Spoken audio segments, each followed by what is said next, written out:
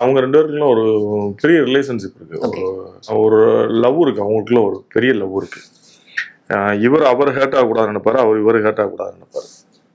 அந்த மாதிரி 2 பேருக்குள்ள உள்ள முரண் என்னன்னு எனக்கு சத்தியமா இப்போ வரையும் தெரியாது.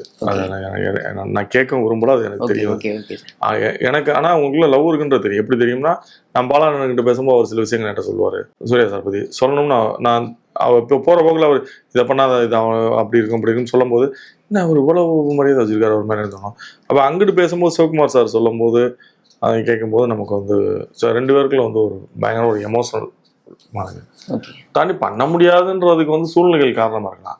அது சண்டை போட்டுக்கிட்டு வந்துட்டாங்க அப்படின்றது வந்து என்னால நம்ப முடியல. பட் உண்மையாகவும் இருக்கலாம், பொய்யாவும் இருக்கலாம், எனக்கு தெரியல. 100% இல்லைங்க, அது சண்டையெல்லாம் போடவே இல்லை, 2 பேரும் சமாதானமா வந்தாங்கன்னு சொல்ல மாட்டேன், சண்டை போட்டாங்கன்னு சொல்ல மாட்டேன். ஏன்னா நான் கண்ணால பார்த்ததை மட்டும் சொல்ல முடியும். நான் பார்த்த வரைக்கும் 2 பேருக்குள்ளே ஒரு லவ் இருக்கு.